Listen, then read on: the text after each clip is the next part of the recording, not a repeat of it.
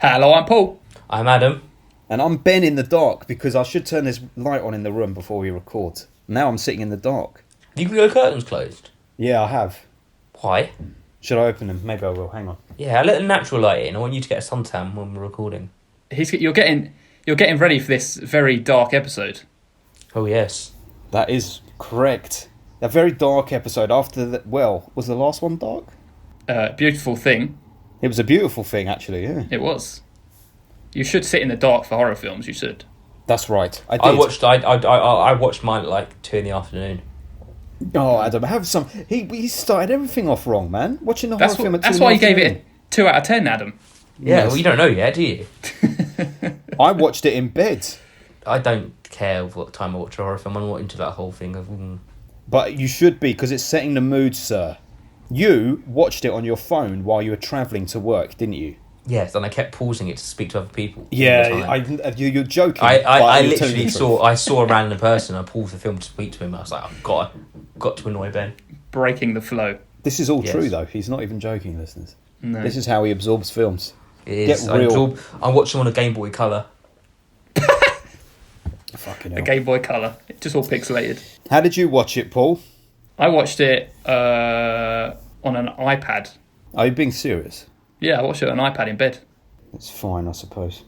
Anyway, this is, just before we start rambling again, this is Filmbusters, and we should probably play the theme tune.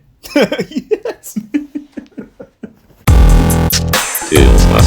Filmbusters. So we established that I was the only person who watched the film in the correct manner, yes? In the dark, in bed, on a big screen. I watched it in bed on a big screen, but it wasn't in the dark. I Were you watched lost there? on my bed with the iPad very close to my face, so it was actually a big screen. Was it night time? Yes. Okay, so you both did one thing wrong and I did all things right. As always. It You always doesn't do everything matter. right. It doesn't matter. Bloody Adam had never even seen the film before, so he should have given it full attention. At least Paul and I had seen it before. I did give it full attention. I bet you didn't, but we'll find out very soon. I paid for this film. I'm giving it full attention. I'm getting my money's worth. I watched it 3 times in the 48 hours I had on the rental. Did you really? No, I watched it once. It's not a film you can watch back to back, is it? Let's be We'll honest. get into that. So what did you say? You asked how everyone was. That was very nice. I said of if you. anyone's got any news to share, they want to share. Have you? Is that what I you're haven't. asking? No, I was just making conversation. I was trying to fill the gap. I got some news. We could say it at the front of the episode and say it at the end as well. Go on then. Because I think it's bears repeating. Very Okay. excitingly, either, if not our next episode, the episode after the next episode, we're going to be joined by the Contrarians. Way! Very excited for Julio that. and Alex. Julio and Alex. Or Alex coming and Julio. to the film. Alex and Julio rolls off better the tongue. Have you got the Julio and alphabetical? Alex. Oh, maybe Alex it and Julio. does. It's weird because sometimes, Ben and Jerry's, it's single. Yeah, you're right. Single. It's normally alphabetical syllable. that it works. Normally you got alphabetical and reading off people's No, names. because you would say Paul and Adam. You wouldn't say Adam and Paul. Adam and Paul sounds better. I'm not even No, being biased. Paul and Adam. You go single then long, but Julio and Alex makes more sense than Alex and Julio. But who are we to judge? Oh well, they're going to be here. They are going to be here. We are very big fans. I think we're all going to have to up our fucking game. Be nice to them, okay? Be nice to them. Adam, why on earth would I be horrible to anyone? Because you were horrible to Katie. No. She knew the rules of the game. She knew the rules of the game. Talking of which, should we get into the quiz this week? Yes. So we moved very swiftly. So Adam went from asking if anyone had any news to going straight into the quiz. Yeah, I'm He, bored of you did, guys he, now. he didn't actually get to hear any of our news, but he just moved on very Well, no, quickly. we had the contrarian news. Well, I might have had something very heartfelt to say, but now I'm never going to say it. We can't have too much news. Okay, so very sorry. Right, just before we rush by Adam into the quiz, we just want to tell everyone, we are talking about Martyrs today. I'm very excited, it's my choice, but I guess we'll speak about that in a minute. First, let's go to the quiz then. Again, I've got no idea what the quiz is going to be about this week. Well, I'll say that everyone has just as much chance as anyone to get the questions right. Paul, do you have the scores to hand? Can you remind us what the scores are? Yes, so me and you are both on 16 points, and Adam's on 13. He cannot even catch us. He can't even I swear catch we us. were like higher than that. I swear you guys were in the 18s and I was on like 16. You've been I don't updating think these so. scores. Yes, we have. Unless, Ben might come out with like a 5-point question. Well, I mean, let's see. Let's see what happens, shall we? Now, both questions relating to Martyrs, of course. Okay. So, question number 1. The 4 family members who were executed early in the film, assuming that they are called father, mother, sister, and brother, which is the 3rd family member to be killed? The son, the father, the son, brother. Paul? The mother. No, the dad. You're both wrong. Oh, it's the dad. It's not. The 3rd to die is the sister. And Oh, you yeah, it's know the sister. why? Yes, it is, because she comes back to life. Oh, yes, it's shit. true. The Yeah. mother comes back to life. I was trying to work out the logistics of that. Then I was like, is it the mother? Is it that? I couldn't work out which one. I was going to play it simple and go who was last to die, but then you'd probably both quickly Yes. clock that the mother came back. That was good. I like But that. the sister went under the bed, and she got she blasted did. through the bed, and then That was blasted like a from the riddle. back. It was a riddle. It was a little riddle, and I got the points, which is lovely.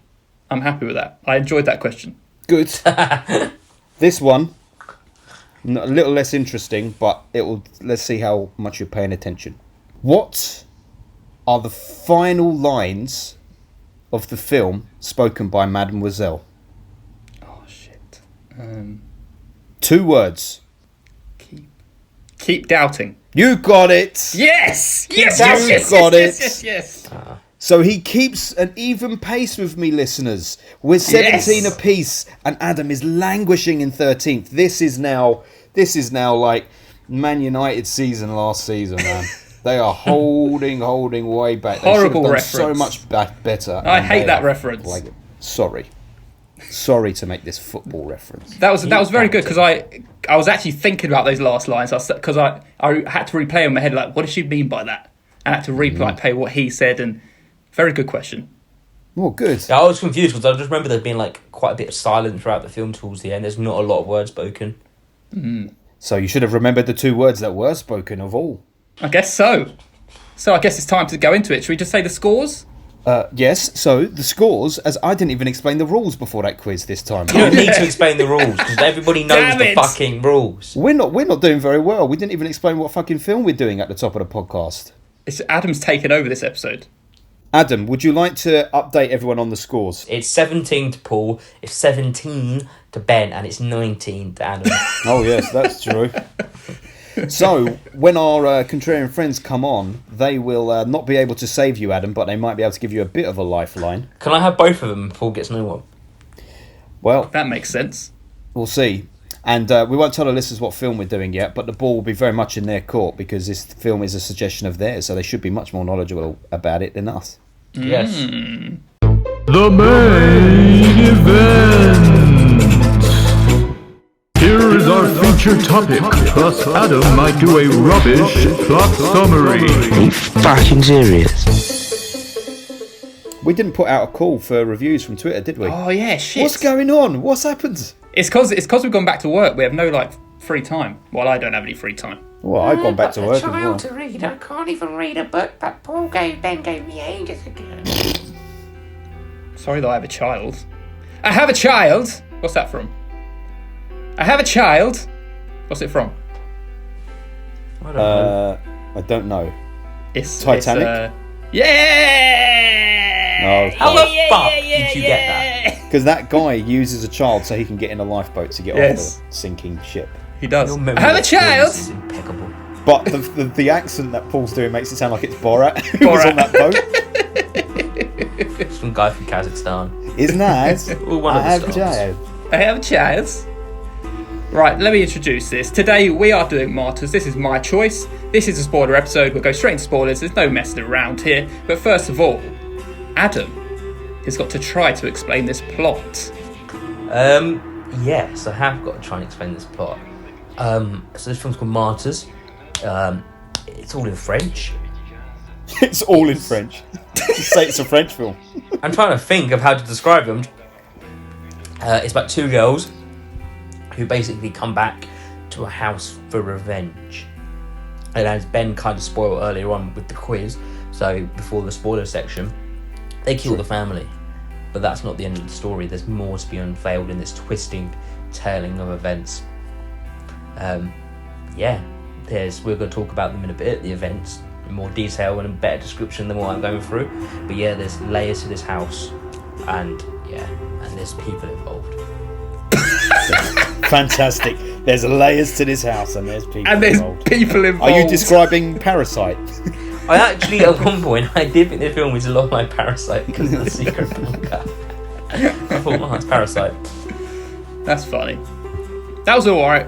That was a pretty Didn't really good didn't get much into the story, but it's good. No. Yeah, because we're going to talk about the story. I know we are. Let us do it properly. I'm just giving the plot. They don't tell the story in the plot. They don't spoil everything. They actually do in the plot. If you look at a plot of a film, then it'll tell you the story of the film. The plot description. Do you know what the difference is between a plot synopsis and a plot summary? A plot synopsis is a small idea of what the story's about, and a plot summary is about the whole story. Well, thank you very much, sir. Does he get an extra point in the quiz for that? No, he loses 7. For being a smart ass. Right, everyone, so this is my film, and I get to choose who I want to go first. And guess what? I'm going to go first this time. Oh, look at this. Right, so I found this film at a time that I was like really trying to seek out extreme horror films. I always had a fascination with like pushing the limits in film, especially in horror. As I feel in my youth, I oversaturated myself with the genre to a point where I found it very hard to find a horror that would actually scare me. So I aimed to kind of scare myself in a very different kind of way, probably more disturb myself than scare myself. But so I first watched Martyrs in my late teens, probably just after it came out, and it was certainly one of the better extreme horror films I had seen, and it still is.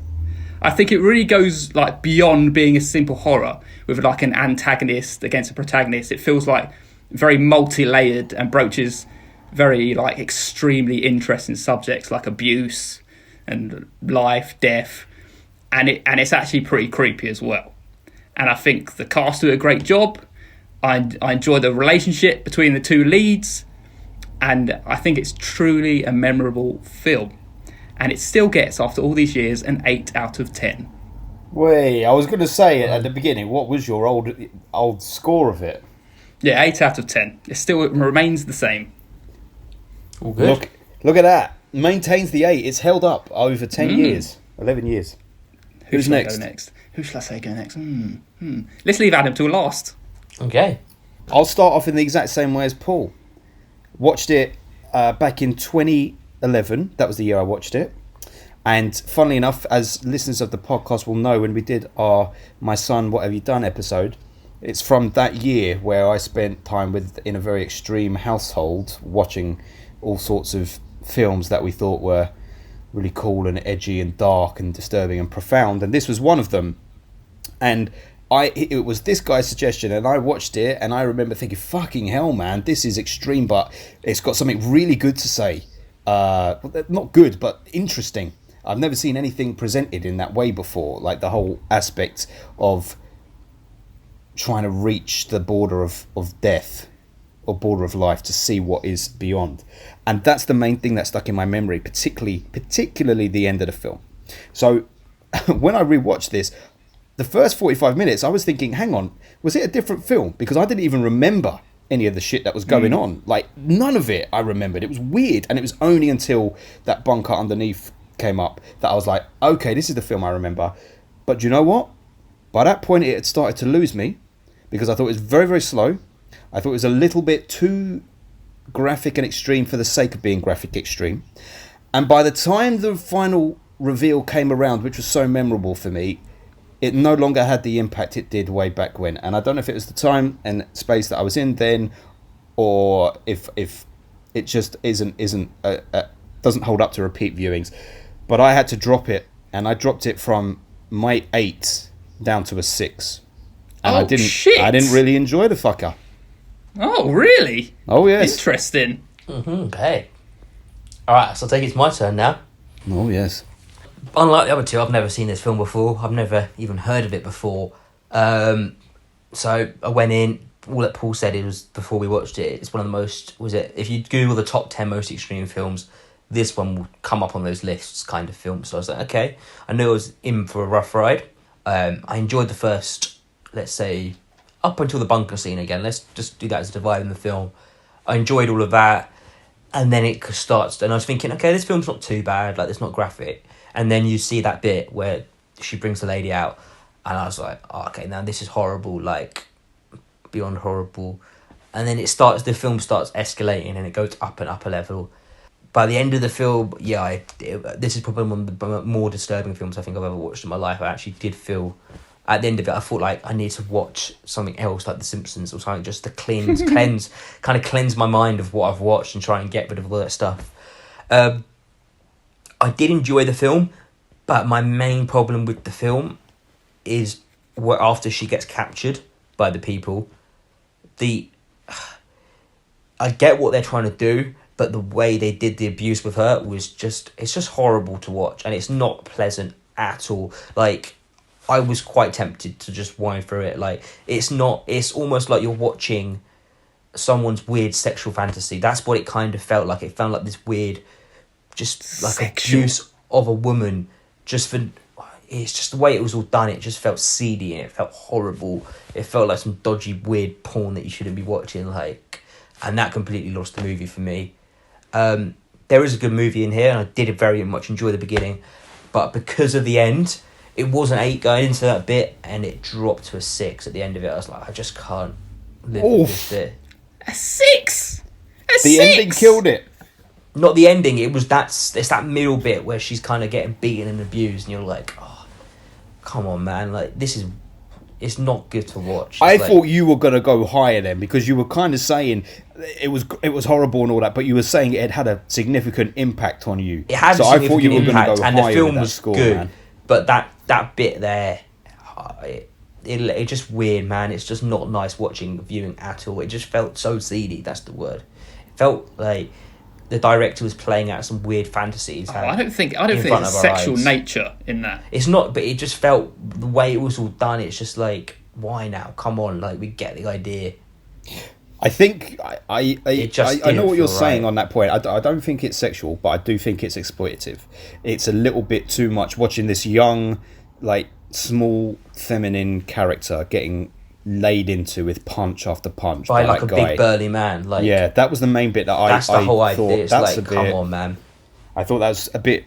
I did think that was a bit too much, and like, because it was just more raw violence. It wasn't like flamboyant extreme violence at that point, like the whole flaying of the skin by the whole of, I get that, like, all the taking off the skin at the end, like, that's just gore, that's like horror, that's like I kind of get that level of horror, like, whatever, you want to push the boundaries, you want to make something disgusting and horrible, like, even when she's pulling the skin out of the nails out of the woman's head, it's like, okay, that's horrible to watch, but like, you can kind of see what they're doing because you're in this horror film, but that, I just, in my opinion, doesn't really have a lot of place in films. But you know, okay, so just to say something here, I think this is why the film does work well on a first viewing, because Adam's reaction, even though he's given it a lower score, his reaction now is what my reaction, it felt like my reaction was when I saw it 10 years ago. Like, it did feel quite impactful, and it was like, oh shit, I can't believe this is so extreme. I've never seen anything quite like this. But I don't know, maybe I built it up more in my memory. When I revisited this time, it was like, okay, yeah, it's extreme, and it's done very well. All the gore is done very well. It's very believable. There is a good film in there. That's the problem. Like, that's there is, and I still like the central concept, but I do feel like getting there felt a lot more. It felt like more of a chore, knowing what happens. Okay. It felt a lot harder to get through. Unlike what I kept comparing it to, Paul, was Devil's Rejects in that level of extreme violence and intense situations. But with Devil's Rejects, I can rewatch that and enjoy that shit.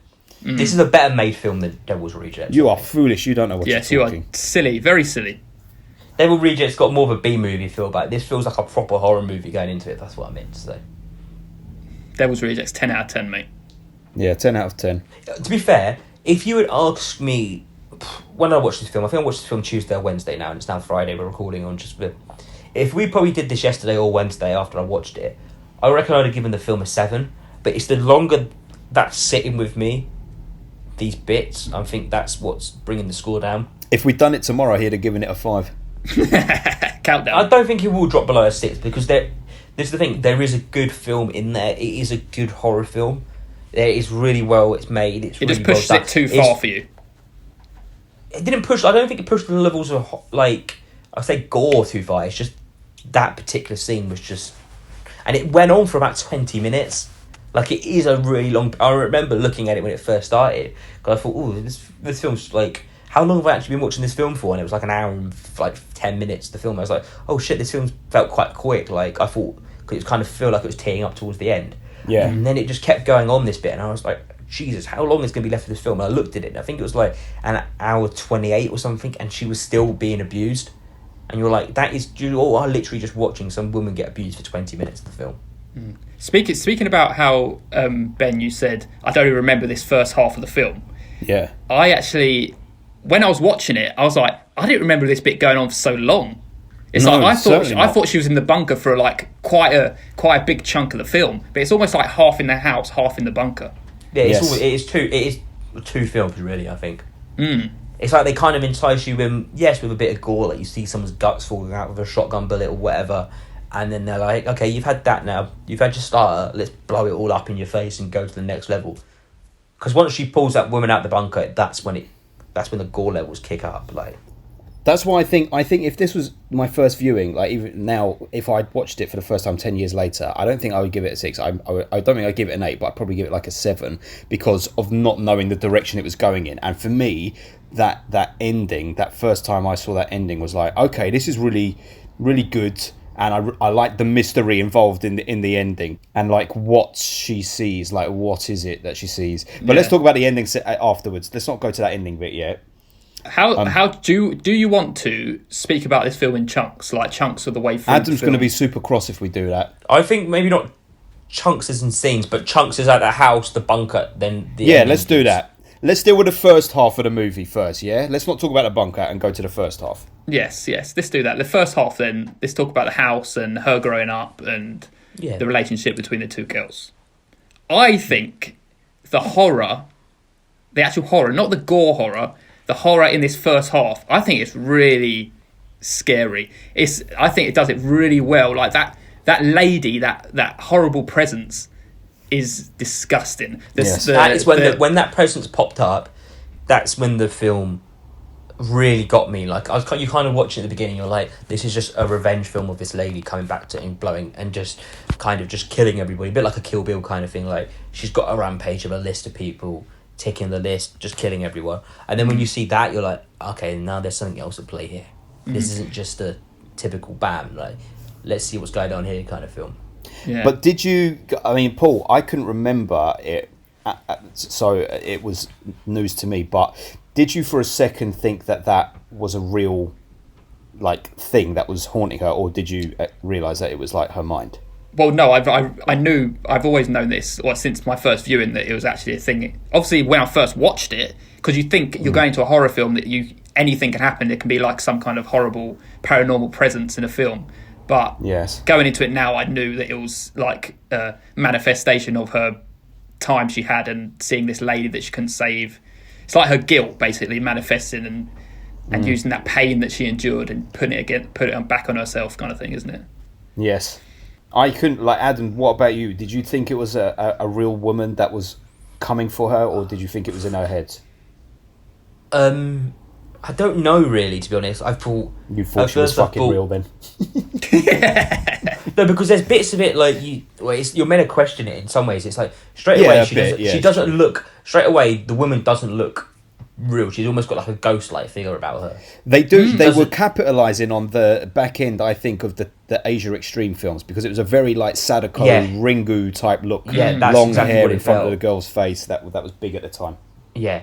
It was kind of that like haunted ghost kind of going for that kind of like which was cool. It was handled. The Ring, and that's so you're kind of thinking, all right, this is weird now. Is it like a haunted house now we're in? Like I thought it might be something like that. Like this is a weird creature that's living in the house.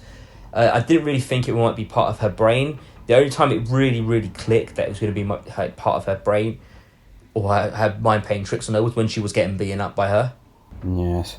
you know when she's getting her hand slammed and then she's like slicing her arms open. Yeah. That's when it like almost needed about 100% confirmation. Okay, now I know exactly what you are. But before that, you just see glimpses, don't you? You're not really. It's almost blinking, you're missing. Yeah, kind of it's shit. proof. Well, the thing with the way they play it is the times when this woman appears, it's very separate. They're very separate from the two girls being together. Like she's in another room and it's happening to her. But by that time, when she goes to kill herself at the end, it's her like seeing her do this like harm upon herself, and you can see there's no manifestation in front of her. It's her doing it to herself. She's holding the tool that's cutting herself. She's holding her head smashed against the wall. Yeah. And obviously then it's confirmed later on by the lady that she, like that other lady, manifested cockroaches on herself. Yes. So I think 100% is a mental. Yeah, I mean it's confirmed. It's like the film. I don't think there's any question about it's in her mind or not. It's just at the beginning, before, in my opinion, before that you see her getting beaten up by the person.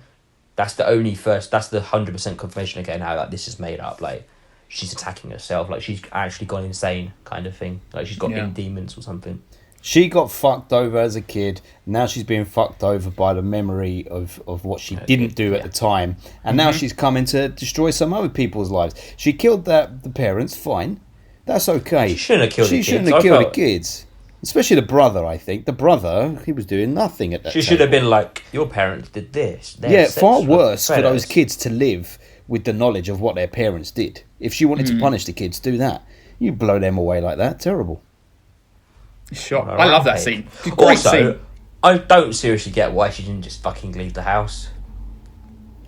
Well, yes. They were cleaning up the scene, weren't they? They were trying to get rid of all the bodies so there's nothing that can track them back. Just go in there, kill the people, burn the house down, and leave. Well, you got to clean the evidence up, mate. If you burn the house down, you're surely going to burn off like your fingerprints and all that shit. They just maybe she knew that the bunker was underneath. I don't know. Well, but then if you burn the house down, it'd surely destroy all of that as well. She spent far too long. She slept the night in there, for fuck's sake. You're asking to get like attacked. Well, it's mainly you're leaving more DNA around the house. It's that second girl. It's what was her name? Anna. It's Anna who shouldn't have stayed the night because like after her friend had killed herself, like Scarpa.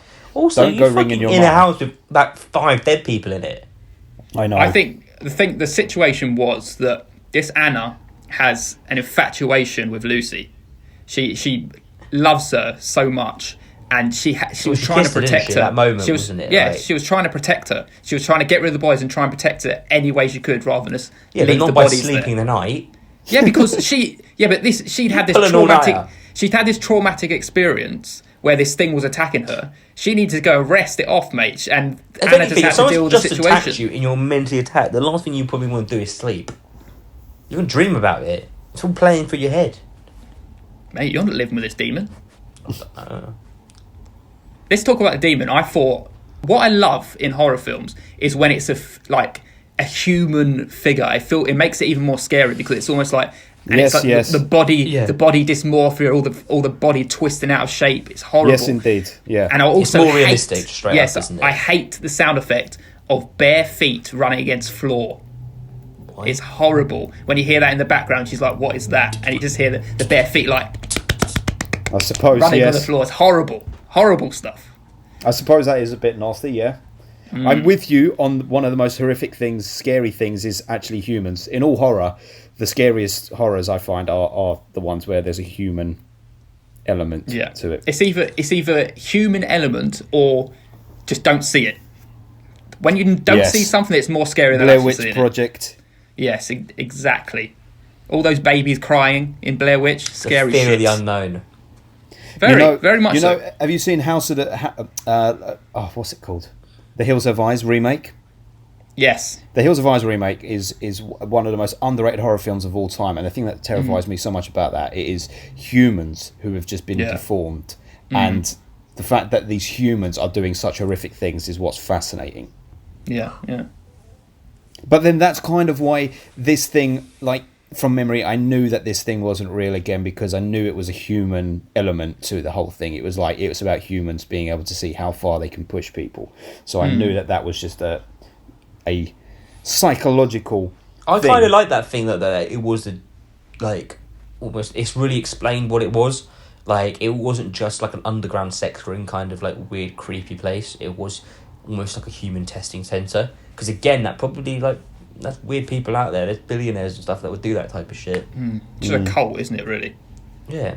All looking for this one realisation in the world. Like the Nazi scientist who did all that weird shit. Yeah. It's like, what is at the other end of death? Well, here's something that I didn't appreciate. When it cuts, after the initial stuff where they're little girls, and then it cuts to modern day, and the sister in the house is running from the brother, she is acting terrified. Yeah. And then when he catches her, it's turned into a big play. And it's like, no, don't sell us like that. No, that was like silly like over the top. It was stupid. It was like, you tried to make us really think something horrible was happening, and then it's just her brother chasing her. Yeah. And then it was almost like incestuous the way they were fucking around on the floor. I thought he was going to stick his dick in her or something the way the that's the family upbringing, isn't it? The parents have probably allowed that to happen. And that was interesting as well. Then after that, they go to that breakfast table scene, and the mum comes in with a mouse. I'd forgotten that they were part of anything insidious. And then she comes in with a mouse, and I'm like, what sort of family is this, man? When they're seating down for breakfast, the mum's coming in flicking a fucking mouse around the table. She's quirky. She's a quirky character. It totally took me by surprise when that door went. I couldn't remember anything, like I say. So when he got the shotgun blast, I was like, okay, we've come to play now. Now the film's hit. I just think that's a great scene. Great scene. That's a heavy-duty shotgun she's got right there, firing him across the room. Do you believe that would actually fire him across the room the way it did in that scene? I'm not sure a shotgun has that much power. No. You always see that in films, but it's normally the person holding the shotgun. It's got to be surely a blast of air, because it's loads of pellets, isn't it, a shotgun? It's loads of little beads. But he flew through that fucking air, mate. He did. He's Superman. And how come he flew through that air, and meanwhile when she shot the others, they just fell forward? Movie magic. He got it in the guts. She shot the mother in the back, I think. And the brother got it while he was sat down. I enjoy that scene with the brother as well, because you can see her. She's thinking, "Oh, I can't do this. Can't do this. Can't do this." I know. And you think, "Okay, he's going to survive," but no. I know. And then I thought she'd take mercy on the daughter because she was a young woman in that situation. So I thought, oh, maybe she'll see have an affinity for her and think, I can't kill her. She was a victim too. She got the worst of it. she got shot through the bed and on the back. Yeah, she had to get the scare. She could have creeped under the bed and just shot her under the bed. No, she had to stand on the bed like fucking Jason Voorhees and shoot through with a shotgun.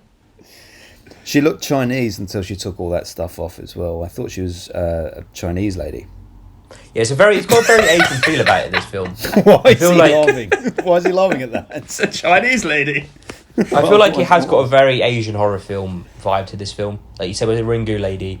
Like, just the way the setting of the house is, the rain as well. They always seem to be raining. It does feel. It does. It's true. Like, it does feel more like an Asian film than a French horror film.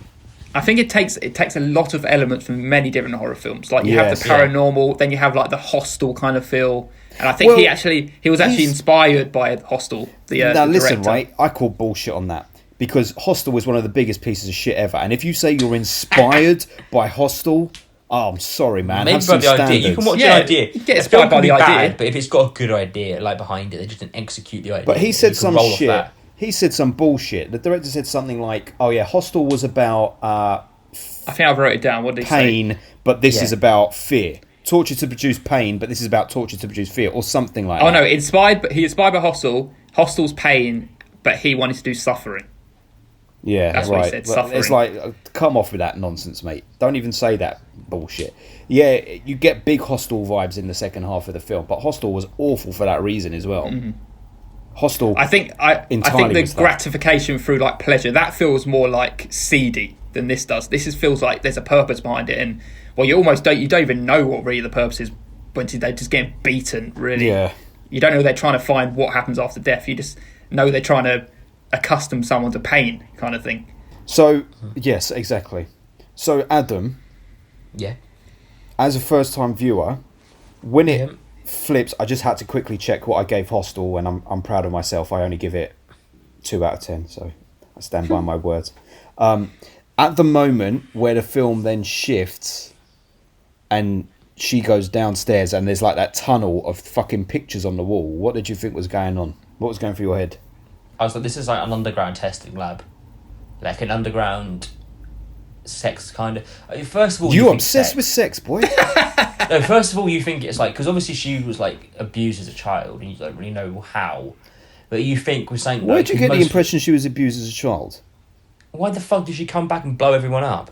No. Oh, sorry. No, I mean like the her friend was survivor. there. Oh yeah, I mean like her friend was. So like, and she didn't believe her. Now she does. So yeah, I kind of thought that was it, or like some testing lab, like where you're gonna have like a dog's head on a human body kind of thing. That's what I was thinking. Good lord. And you see the woman all messed up. And the gentleman. There's a few gentlemen messed up. Yeah. You never see anyone walk down the stairs in this film. What a weird thing to say. I noticed it so Don't many you? times. Because everyone always walks into the entrance of the bunker, and the next shot is always them coming off the bottom of the staircase. And then they're always going to the top of the ladder, and then there's them climbing off the bottom of the ladder. You see him I climb noticed up. You it. see the guy climb up the ladder. Yeah, I'm sure you do. Yeah, you Yeah, do. but like, I don't know. Well, there was very few shots of people walking downstairs. Considering the amount of stairs. What Is this why you dropped the Why are you score? saying Everyone's this? going up and down the stairs the whole time through this film. There's about 50,000 people just going up and down the stairs. I think Adam's found a hidden meaning to this film. I know. I've never thought about. There's if people was suffering the going viewer upstairs for or not in like films. somebody just walk up a fucking staircase. Mate, Really? I've got news for you. There's some films out there where there ain't even stairs. Reservoir Dogs. I don't think anyone walks upstairs in Reservoir Dogs. Can you They think don't, of it? mate. They don't. There isn't, is there? Not one. Well, they walk up a slope. Yeah, Yeah, no stairs. I'm always no trying to think steps. of like films. Actually, that's not true. Mr. Orange, when it's revealed that he's a cop and he's going out to meet them in the car, he leaves the flat and goes down the stairs. Oh yes, there we go. Yes, and he was on the roof of the building, doesn't he? Climbs. They come out. But he just appeared up there. He appeared up there, Adam. True. Yes. What a weird fucking thing to say, Anyway, man. it went through my head. If you ever rewatch it, think there's not enough. The amount of times people walk down the stairs, there's not enough shots of people going down the staircase. This is bizarre, mate. Because it Bizarre kind of gave me talk. a weird sensation that the film was all on the same level at one point. Because it's like they're not explaining that this is. They are explaining this downstairs, but they're not. Well, you may have a point there. Maybe it was intentional. I'm sure it wasn't. But maybe the director was like, I'm going to disorientate the viewers. The first time the lady goes down the stairs with the torch, they make a clear point that she's going downstairs. But then after that, it's just forgotten about. He's like, okay, I've made that point. I've ticked that box. Everyone knows they're going down the stairs. There's not much to worry about that again. For the film. You've lost me now. I don't know Yeah, anyway. what the fuck you're Yeah, I talking thought it was about. some weird. Adam always finds the weird things of every film. I know, you do. God, you've got some sort of autism or something. There's nothing wrong with it. We all do, but that's your autism, mate. Yeah, you just remember all the quotes, and I remember all the weird stuff. You that remember all the didn't happen. fucking stairs. Some sort of Should we stair do that fetish. from now on? We'll have the stair. How many people walk downstairs meter? And like Yeah, that thing. maybe we should. Maybe This we film should. gets like a 2 out of 10. The next Let's film might get rename like the a 6. podcast to "Do They Use the Stairs?" Stairbusters. Podcast. Stairbusters. Um, Oh, we should do a podcast on just reviewing films and how many times people walk downstairs in the film. That's all we have to talk about in the film. This is a very good segue of mine. Talking about stairs. How horrible are the people staring on the wall? I know. So let's talk about them. They are horrible. Which was the one that freaked you the most? The one where there's like a little child on a bed staring up. It's the baby one. Like, No, that was the weird no. one. But also the car crash one. The car crash for Yes, the doing a car crash one, because yeah. he looks extremely Yes. looking. Do you think it's all those horrible. pictures are real? Some of them I think so. That's a bit messed up, isn't it? One of them looked like they were beheaded. I know. I think that's a bit. Where do you stand on this business when they use like real bodies or real graphic photo and footage in films? Like, you know, in Black Klansman. I'm just saying that because I watched it recently. There's a scene, or maybe it was The Five Bloods actually. There's a scene where I think it's in Vietnam, and a police officer just turns his gun on a man and Oh, shoots him in the yes, head. yes. And Spike Lee holds it for a minute after the gunshot, so you see the guy get shot. Oh, yeah, and then it cuts horrible. away. Like that, I think you could make that point without doing any of that stuff. Like these are real people with real families. Is that not the one of the really famous image like, of the guy getting shot in the head? Yeah, but famous or not, should they be used? Should they be put front and center? Exploited. I in the feel film, like I think. with that's a political message he's trying to get across here. Yeah, but that be that as it may, but like the family might not see it that fucking way. Imagine a loved one of yours was killed and you had to watch it in films. over That and over. picture is in like loads of textbooks and stuff in history. Yes, well, I'm If sure you go, the if you family ever feel watch, good if you about ever that. watch, I mean, oh no. But if you ever watch, there's a Ken Loach. He did a Ken Loach? He did a Vietnam War documentary that was on Netflix. It's amazing if you ever get a chance to watch it. But they talk about that picture for about 10 minutes because it was one of the pictures then that changed the American opinion of the war. Because an American soldier shooting the Vietnamese guy, and it was like everyone thought the American soldier was doing well, and it was that picture got sent home by the media. And it was like, look what happened here. Like, this is what our troops are doing. They're executing people in the streets. And it was like one of the real the messages getting home. Yes. I mean, that's not your point. I've taken your point for a different reason here. But No, but I know what you mean. But okay, all right. Well, be that as it may, this wasn't a political film. In Martyrs, yeah, to use images like this that. is used for like entertainment. It's used to basically exploit a reaction from the audience. Yeah. I didn't really notice if they were real or not. I don't know. No, I mean, they could not. I think they are real because they look very genuine, but they do. at the same look time, very they couldn't. genuine. They might not be. Who knows? But see, they there's are nothing very wrong scary. There's nothing wrong with trying to get a rise and a reaction out of audiences. Like, to compare this at the moment to Serbian film, for example, that is in that he's doing everything he can to shock the fuck out of you. But that works because of the message that goes alongside it. It kind of works a bit. Whereas this, it just feels like very base. We're just going to show women in terrible situations for 90 minutes, 100 minutes, just being absolutely tortured. There's no. That's why it had a weird. That's why it didn't sit right with me. That end bit. It's just. There's not enough gain. I don't know, of the movie for that. Exactly, you can do it in a completely different way. And it's like, do you know how you said back to like Once Upon a Time in Hollywood, how the film was meant to be like Tarantino's way of getting back at maybe like all the Me Too movement? Yeah. It's kind of felt like that vibe. It's like this is his way of getting back at maybe women who have mistreated him in life. It's like releasing pain and anger in a weird way, like over the top unnecessariness. Like it's why it felt like a fantasy in some ways of the directors, in my opinion. That's why it felt weird, and that's why it felt like it overstepped the mark. It's like you've gone past the point of maybe I being entertaining or B using this as part of like maybe telling the story, like trying to evolve the storyline. Like, okay, like your storyline is putting people to the absolute edge of their body and pain and torture, and like yes, you can like there's like lines to go to do that, but it felt like he just took a weird route into it. I mean, I getting off get by that. doing those scenes. I get that. I don't think you can get off from this. Not getting Can off, you? like actually jacking off yourself off, but like in a mental way. some people will getting try, off. I'm sure. I mean, of course, there's weird people out there for everything. So This, I mean, it's kind of the bottom line with it is it's what am I taking enjoyment from in a film like this? Like 10 years ago, I think I did because it was like, oh yes, cool. This is really extreme and edgy, and yeah, I like that film. It really pushes you don't really things. think of it in that way, baby. I don't think of it like that anymore. I look at it. Maybe it is just the way that the tide has shifted in how we like watch films now, based on everything that's happened with the Me Too movement in the last 3-4 years, but stuff before that as well. I just don't think we think that way. Like, it's seeing women suffer is not. It's not a terribly old film as well, is it? It's like 2000. Was it 2010? 2009, I think. Yeah, 2008. 2008. Days. Look at that. So it's not terribly old. Like it's obviously over 10 years old now, but it's But not like, so here's a good case in point, right? I think we can all agree on this. I'm not going to show that movie to Jenny, and Paul, I'm assuming you wouldn't show that movie to Zoe. Never. And what are the basic reasons for that? Because we know that they wouldn't like it because it'd be like, this is just horrible, and it's like, well, why should we view it differently? Because we're men. But I'm not saying I wouldn't show it because it's extreme thing happened to a woman. If it was doing it to a man, I would not show it to Zoe either. Yeah, but okay, but why? All right, let's forget the woman thing. Why not? I just have a fascination with how far you can push film, and even to the point where is this actually entertaining anymore?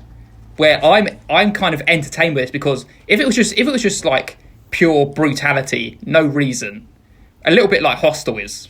There's not really like a message or a profound like idea behind it. Where this does have this profound idea about this is how you find out whether there's a life after death.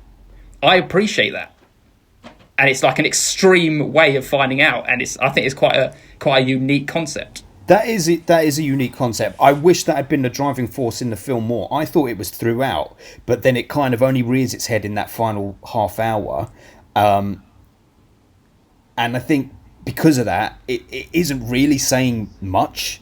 The ending does, but throughout the runtime of the movie, it's not making me ask these questions about what's on the other side and how far can you push the human body and the spirit, and at what point does it's only suffering after they become cut her something skin else? off that you realise what they're doing, isn't it?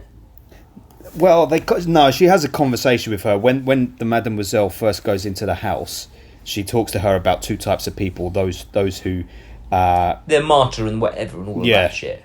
Yes. And I actually googled. She said a word to her, and I actually googled it, and apparently it's what Jesus did once. When he meditated, he formed himself on a hill or something like that. I can't remember what the exact word is now, and all of that. But yeah, it's apparently something. It's a biblical term. That does what? Apparently, Jesus appeared on a hill, like floating on a hill. Well, he obviously died. didn't. Yeah, that's what if you Google the term that she says to her. That's what happens when it pops up. That's what it This is. is why you got to write shit. the notes. You got to write the notes down, Adam. Jesus was a real gentleman. That's fine, but don't give me all this floating. That didn't happen. He's a dynamo, gentleman. mate. He died Dynamo. and he came back apparently. Transfiguration, that's the word. To the transfiguration of Jesus, a story told in the New Testament where Jesus is transfigured and becomes radiant in glory upon a mountain. Fuck off. Yeah, I know, mate. Come on, pull the other one. Bro, will that's what they're saying. That's what they're trying to do. That's what they're trying to recreate, Paul. That's like what she says she wants to pray. Like she had the martyrs, and that's what the other people is that they want to recreate.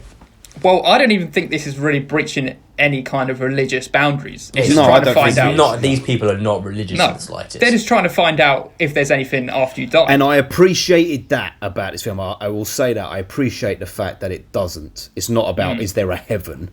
It's about is there something else after. They want to find that, like, what's it called?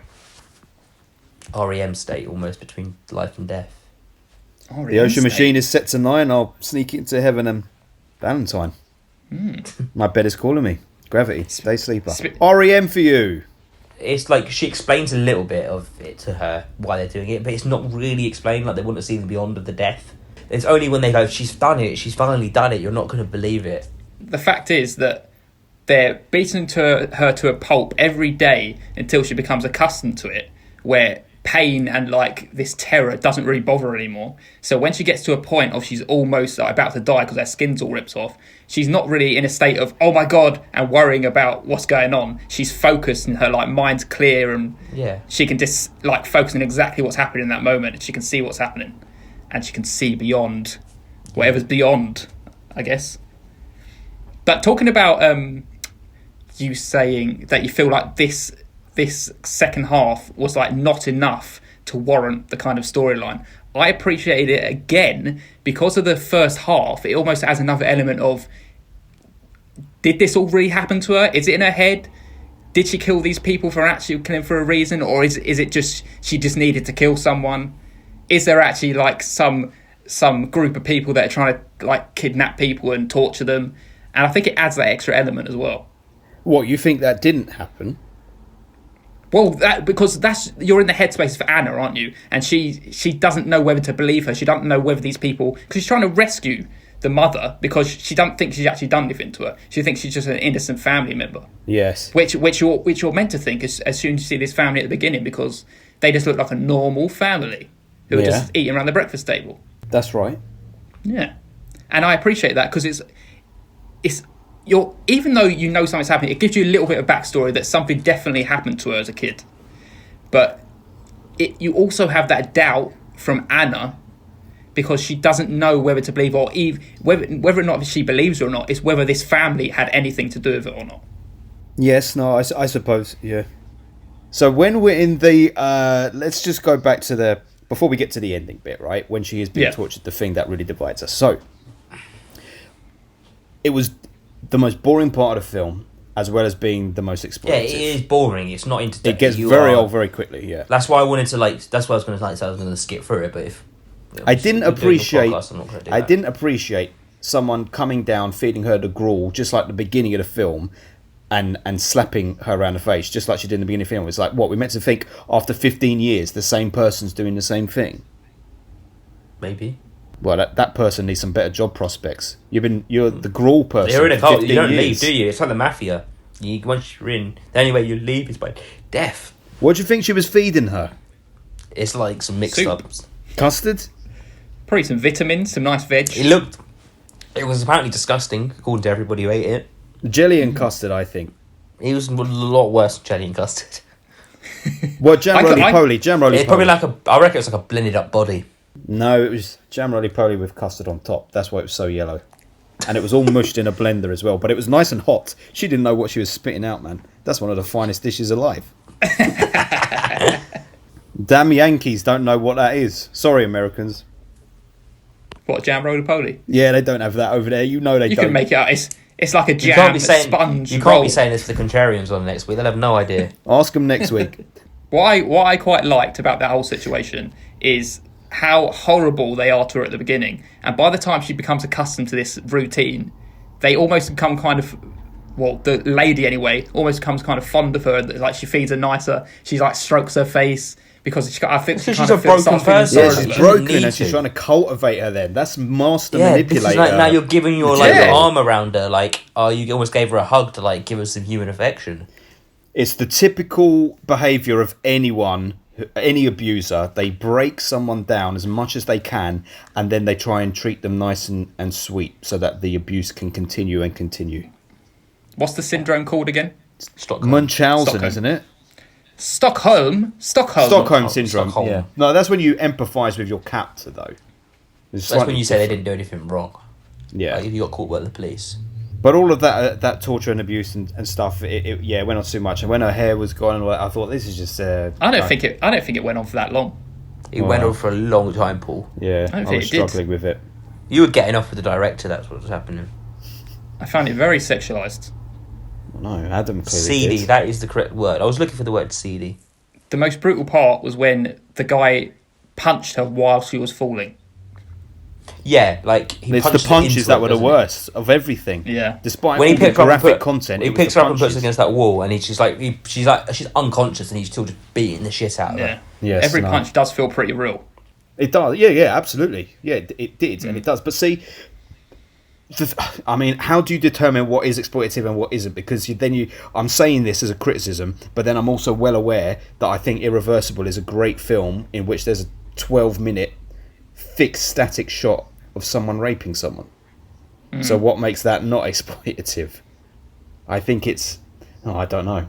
It's you know just me what? I'll being tell a you what. hypocrite, I suppose. I'm going to say this right now. I watched Irreversible for the first time not long ago, wasn't it? And I think that is the first time. I don't know if it's almost a change in my growing up. Like, you see, obviously, horrible rape scenes in films quite a lot. Probably says like you're saying it like it's nothing almost, but you do, don't you? Yeah, you and do. that was one of the very first ones. And I think it made me question it so much from then on. I mean, that was a one in my head. It's like this is just horrible shit now. Like, and then it was like you watch this film again, you're like, well, okay, like this is just the same shit again. It's like I reckon there's so many films you went back and watched, you probably don't realise all things you've let pass. Like that I think you're abuse of right. a person. There's definitely, it's called growth. We're all doing it, and Yeah, we'll, you grow as a person. we'll And I revisit think things and we'll watching say that one was like a certain point in my life where I was like, nah, this isn't nice to watch anymore. So what are you saying? You're saying you've seen Irreversible twice, and the second time... No, I've only ever that watched it scene was once. hard. Oh. I only watched it for the first time recently. And what did you rate that film? I think I gave it like a 6 or 7. But then the thing is, the story around Irreversible is actually, I don't know, there's quite a nice... Well, see, Irreversible has a good story, but also I gave it an 8. It's being very, very extreme in a different way. Like the visuals, the direction, the camera, the sound, all of it is directed well. So it makes sense that something so uncomfortable to watch should have an uncomfortable scene like But that. it was like, okay, like this is... But then it's also like the relationship around it all. It's like... I mean, obviously the whole film, how it goes backwards, man. It's just like... That is so well done, like...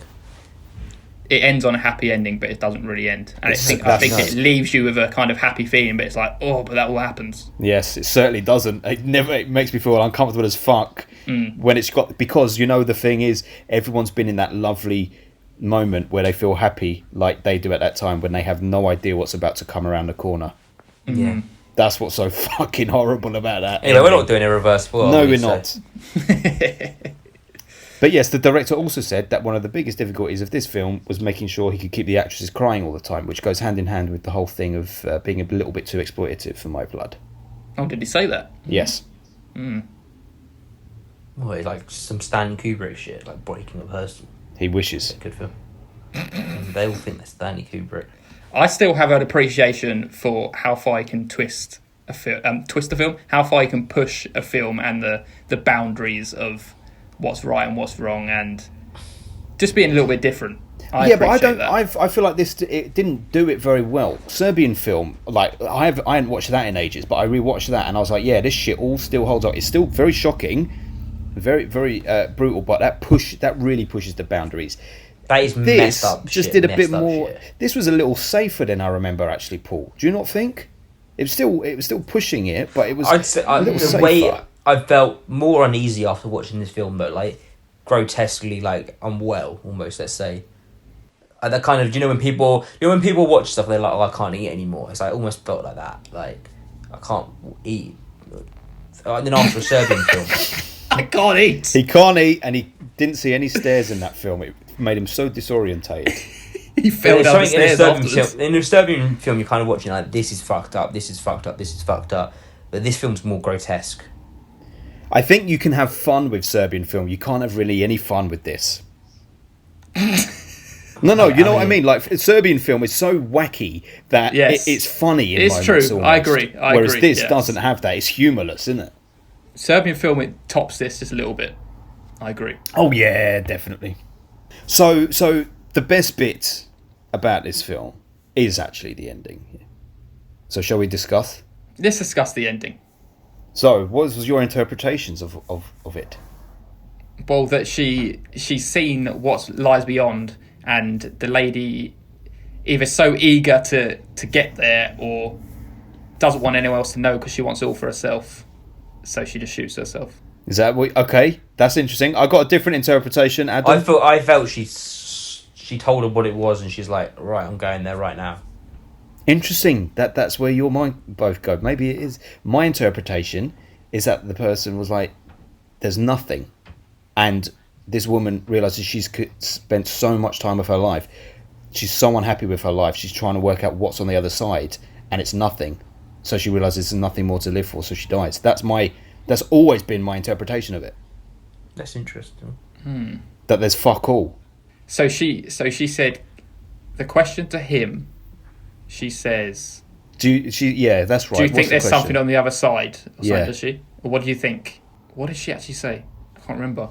No, she said something like, do you believe there's something on the other side of this?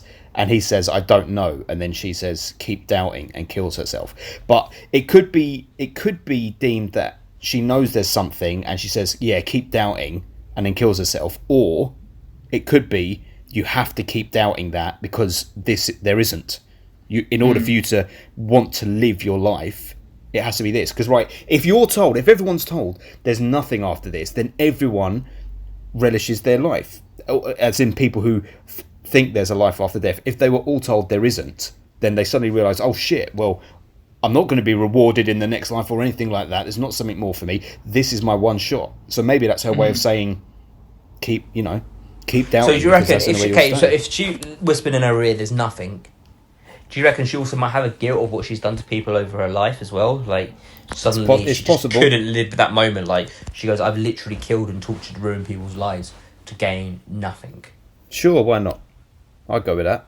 I'll subscribe to that logic. I don't think that, but that's me. That's me personally as well. You see, because my own personal view is that there's nothing. So of course I read into it as there is nothing. Let's discuss that. Let's discuss that for a second. Yes, that's a whole nother podcast. It's a big boy topic. Just a quick one. Couple of minutes.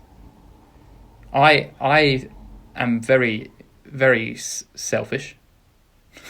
Okay. And I feel like because I am sentient in my body, I feel like I have to carry on and do something else because I can't just, because I'm so self-involved with myself. I feel like I'm going to carry on and do something else. I'm not going to see blackness for the rest of my life. After my life. What are you saying here? I'm saying that I feel like it's something afterwards because I can't imagine just seeing blackness for eternity. But you won't even know it, mate. Okay, Bro, this that's is a whole deep, other but this, shit, let's Paul, do man. it. That's like some proper high talk. The thing is, right, I agree that it is about spirit and soul, and the body is just a vessel. I agree with that. But when we die, we go out as energy. We ain't, this is my personal belief, we return to the wind and the sea and the earth and all of that, and that's beautiful. But that's more what, of that's like, what we religions are. that says that stuff? It's not religion, Your it's soul just almost nature. moves on in a different way. It's the soul, the spirit You're still just here on leaves. this earth, but you are in the sea and the earth and the wind. There ain't going to be no next thing. Come on, man. No, I don't believe in like a heaven. I So just feel what like do you there's think? something. I just feel like this. I don't know. I don't really have an opinion on that. I Come just on, feel man. like This is the crux of the podcast. This I is feel it like now. maybe that you're trapped inside your body or something, and you just relive all your best memories or something. I feel like you have to go somewhere. You think you would be aware of the life that you had lived, and you'll be aware of that as like a spirit for the remainder of your days. Spirit in the sky. That's going to go when you die. Something. I have more of a purpose than just to just do nothing for eternity after my life. Your purpose is now. That's it. Your purpose is now, mate. Oh, I know, and that's why I make the most of my life. But that's it. There won't be no doing nothing for eternity because you won't be around to be doing nothing, mate. I just have a very high opinion of myself that I feel like I've been put in this body for a reason. You certainly do, mate. I'm a sentient person inside this body that carries on for eternity. Also, do you honestly reckon if somebody's soul moved on to another person in a reincarnation, someone would actually remember at some point in life? That's bullshit. I don't believe that. No, none of that shit. Somebody at some point would have remembered their old person through something. There is something to be said of deja vu actually being you, because we just keep going our life on loop, and deja vu. Yeah, but then is you're when also not going to be at the something same overlaps. point in time, though, are you? What are you talking about? Not in the same point of time. Deja vu, you remember the surroundings of the modern world. You're not suddenly in the middle of a Victorian age and it's covered in coal. Covered in coal. I suppose. And someone's dropped a bag of shit out the window at you.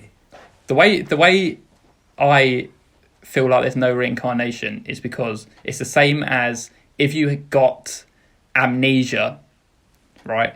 And you just woke up in a bed and you didn't have any idea of what happened in your life before. It's almost like you didn't live it.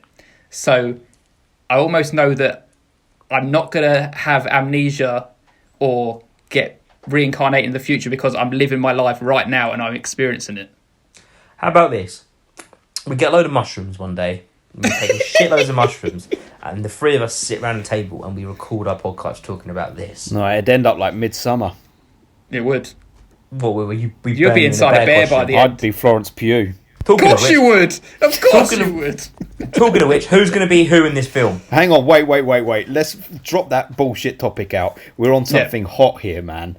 I want to know, Adam, what you think happens after you die.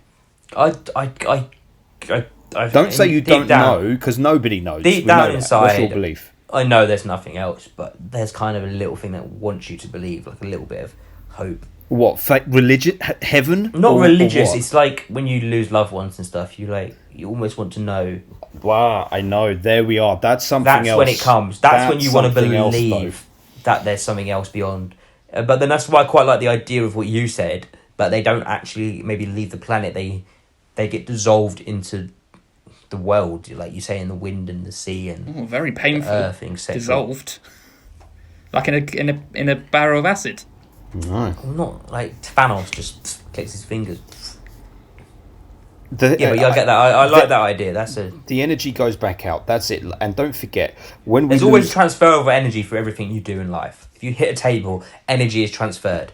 If you die, there's got to be an energy transfer of energy. Yes. Yeah, totally. And there's that whole thing about people all losing a little bit of weight when they die. What is that thing that 20, that goes? 23 that grams. 23 grams or whatever it is. 23 grams? 23 grams. I think 21? it's 23 I grams. don't know. I think it's 23. Whatever that film is with Sean Penn is the answer. 21 grams then. 21 grams, there you go.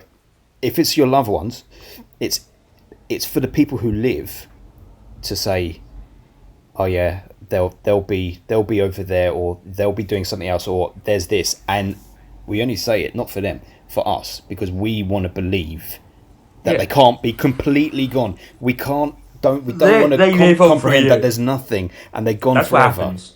That's You've got to the do issue. good in this world with the people you're around, and if you do well enough, they will remember you. And your story will Thank live you, on sir. forever. That's how you live on. You live on through the other people who remember you well. But then, So you live on by what you do on this planet, It's fucking Yes. Coco, but mate. by what you. well, don't yeah. spoil nothing. I ain't seen no Coco. Coco's I don't know. beautiful. That's a spoiler.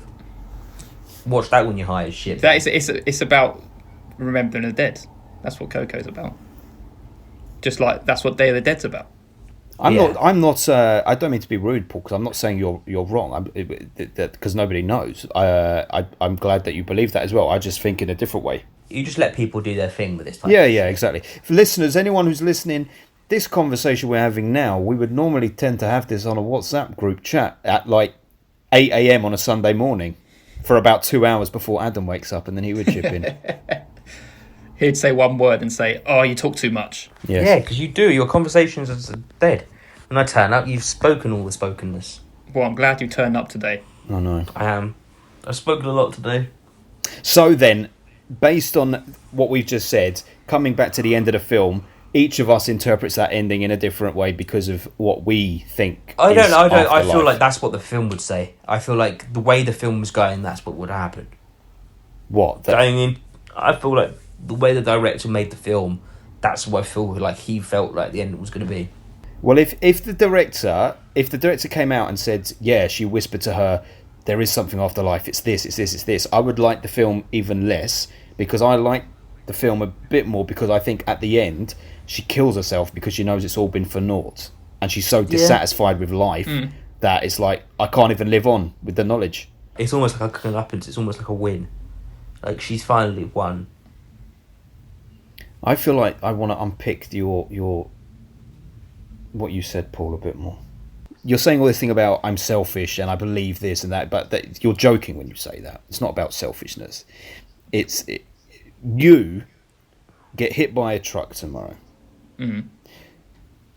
You forget what you want to believe. What do you believe is going to happen, or what do you think is likely to happen to your energy?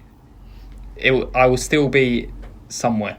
You're saying you feel you have a greater purpose than just being in this body in this lifetime. So Yes. what do you think the next purpose is beyond the point where your mortal coil shuffles off? Who knows? Level 2. But what do you think that is? Floating through the ether. Oh, now you started off real serious 10 minutes ago. Now you're just being silly. You don't want to talk about it for some reason. That's fine. That is just, I don't know, but I just feel like I'm going to go somewhere else. I'm not going to state, I think there's a heaven, because that's just bullshit. There'd be too many people there. This is interesting to me, because what you're saying is it's not religious, but it's a little bit spiritual, and you never struck me as a spiritual person at all. I feel like that my energy or soul or something will be somewhere else when I die. It's not just going to end because I, as a sentient being or a Why do you sentient keep saying soul- this? You sound like a robot. You keep saying Well, sentient being. I know what you mean. Because as far as I know, I'm the only one who's actually looking out my eyes and doing stuff. Everyone else could just be just like AI characters. I know that I'm here in my body. Truman Show. Yeah, I know that I'm here in my body, and I feel like it's not just going to end because I'm here and I'm living and I'm going to carry on and do something else afterwards. But it depends what you believe living is, because if you think living is your heart beating and pumping it and the electrical synapses firing in your brain, and that's what gives you conscious thought, then when you die and all that stops, then all that does go away. Living is me experiencing new things. Yeah, that's correct. And just being present. Yeah, that's all correct. Yeah, I agree. Yeah, and I just But feel now you're like it's talking never about going to life. end. What we're going through. I feel like it's going to carry on after I've died. I'm still going to be somewhere. I think you go somewhere, mate. But I don't think you go there as sentient being Paul. I think whatever exists of you in your soul, spirit, it's energy. Whatever energy you have doesn't go on for a greater purpose. It just goes back into the ether, into the universe. That energy will have my being in it. You would like to think so, but your being is not that as important as you think it is. The only reason it's important is because it's in this body now and you can do something. Once it's out of it, it dissipates. Well, technically, we're thinking the same thing. It's like a balloon. It's like a balloon.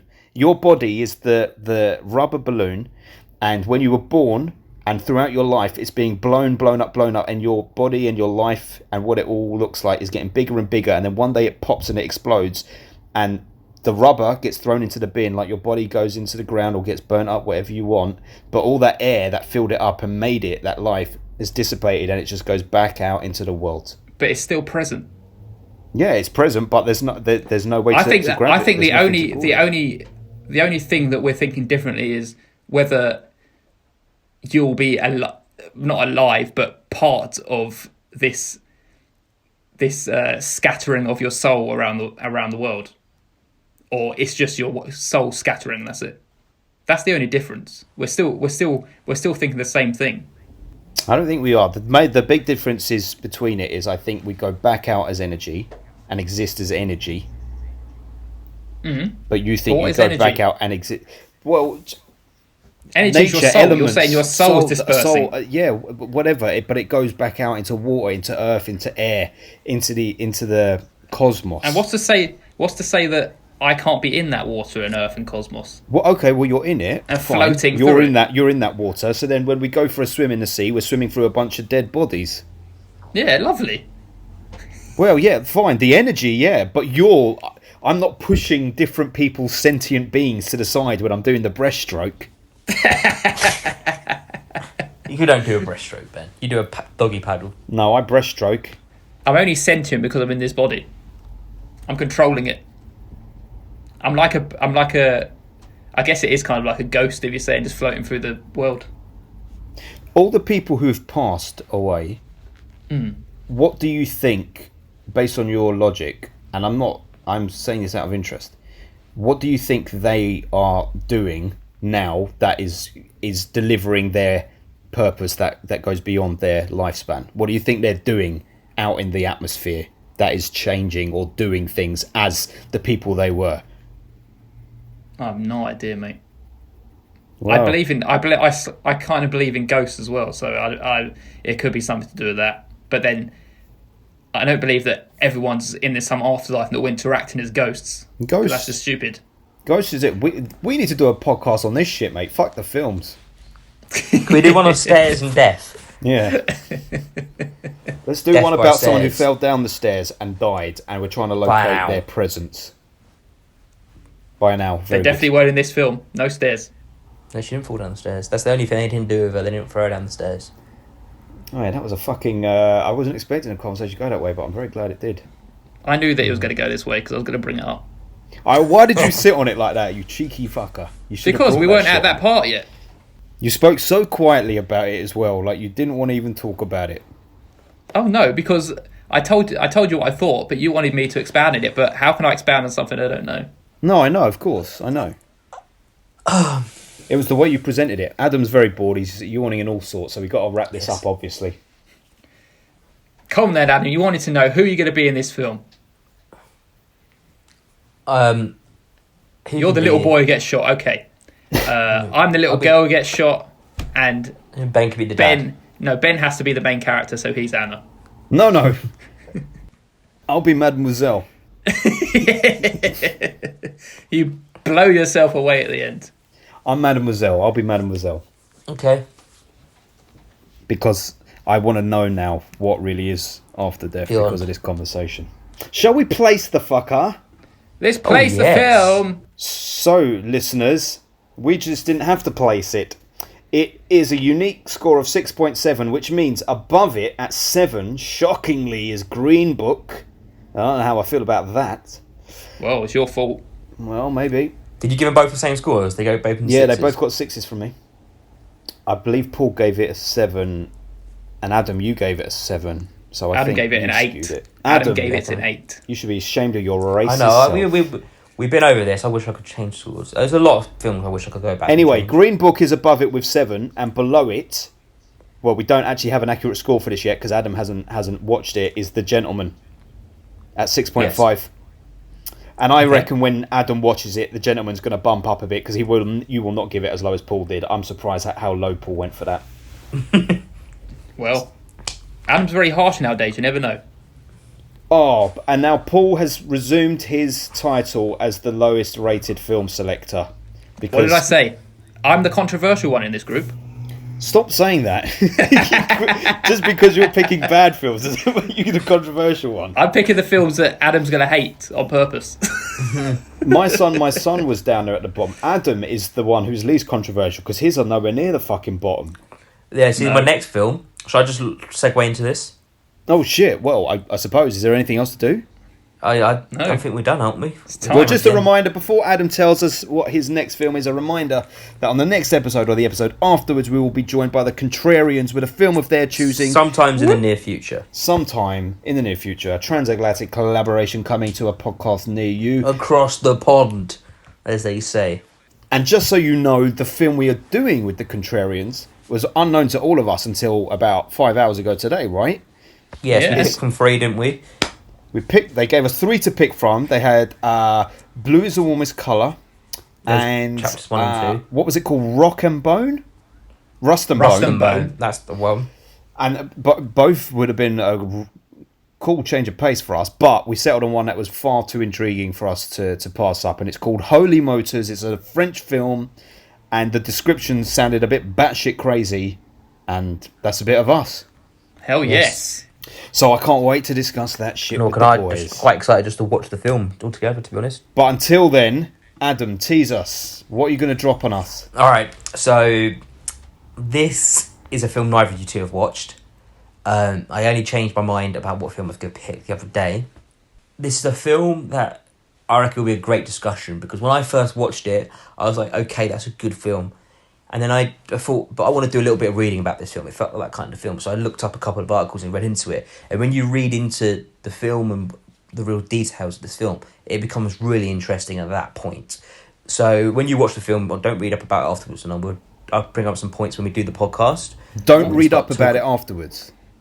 Is that That's what what you're I did. saying? Adam, I Adam kind wants of, to be the focal of this episode. All right, that's fine. Well, no, I won't necessarily do the focal. I'll put some little notes out there afterwards, and we'll discuss some points because there's some good talking points about this film afterwards. Okay. You might pick them up on way, but I didn't necessarily pick them up on way because they're not obvious. They're there in the background of this film. I'm intrigued. This film is from South Korea. Oh, yes. It was released last year, and it's called Burning. Okay. Okay. Okay. I feel kind of... What is it about? That's the whole point. Okay, all right. Say no more, man. It's We're going back around blind into this. Yeah, I'll do the thing. But yeah, Blind. it's about a guy who meets his old friend from school at some point in South Korea, and then All right, say some no series more, of events say no unravel more. from that. Say no more. Yes, it's actually on Paul's watch list. It is. I've seen it on there, yes. Look at it's you on, going It's international. it's on Sky Movies. If any of you have Sky Movies to watch, This Yes. is the first time that you've picked a film that I haven't seen, Adam, I think. Oh, no, Blues I know. Brothers. Oh yeah, This is a very wild card from and you. Whiplash. Love it. I'm I've seen glad. Whiplash before. I do love a South Korean film. I know, Yes. Paul's going to love this It's one. got your little boy in it from The Walking Dead. What's his name? He got his head beaten up with the baseball Really? bat. It's got Glenn in it. Oh, dear. Yeah, Interesting. Oh, Okay. dear. but yeah, and it's got a cat in it as well, Ben. Does it survive? 10 out of 10. Does it survive? Don't say anything. Oh, I'm not going to say anything. shit. No, no, I think I've wait. We might have Adam, actually Adam, given Adam, away Adam, a bit, Adam, but Adam. Does the cat survive? You have to tell me that, because it will determine whether or not I watch it with Jenny or not. Yes. Okay. But you weren't totally convincing with that yes. I realised I probably shouldn't have told you there's a cat in the film. That's fine. Is that a spoiler? It's probably No, not because necessarily. the cat, you think the cat's dead for 2 hours and then it comes back at the end. In a massive plot twist like Jigsaw. Yeah. And it's a massive cat as well. It's like 6 foot tall. Oh, shit, son. Lovely. And he still lays down there and lets you pet his belly. Oh, it's not like any cat I know then. But yes, that's my film pick. I'm excited for that. Right, so that was a fantastic discussion on Martyrs. Shall I wrap this shit up? Wrap it up. Will you wrap it up with a bullet to the head, and which way will you go when the podcast ends? Who knows? What way will my body fall? No, just when the podcast ends, are we actually here anymore? Oh, interesting. He's the only sentient Deep. being in the world. Deep. I am the only sentient being in the world. Oh. You can get in touch first at FilmbustersPod on Instagram and Twitter. You can go to our website, www.filmbusterspod.co.uk. All our reviews are on there, all our podcasts are on there. Go check it out. It's a lovely little website we've built. You can also get in touch with us on our personal accounts. I am at Filmbusters Afterlife. Ooh, Ricky Gervais over here. I'm at Filmbusters Adam. And I'm at Filmbusters Ben. Why are you both so boring? We're normal today, mate. You're the one Yeah, who's I carrying was trying on. to think of one and I thought... I was doing something so profound and you just shut me down. No, You deserve it. You're in the You're the afterlife. only sentient being here. You're the only one with humour. We're all Thank you. robots. Thank you. Yeah, you've got already predetermined answers. That's very good. We're actually sending this back from the future. Future, yeah. We're actually super fucking intelligent, and we've programmed you to believe you're a sentient being, but you're the AI. We knew You're the exactly AI. we knew exactly what you were going to say, so this whole conversation, we just been replying off the back of it. Yeah, you didn't even pick Martyrs. We selected it for you. Oh shit! Made you think it was free so choice. this is Truman. So this is Truman Show, basically. Yeah. So basically, I am the star of the show. You're saying, oh, thank you. Filmbuster.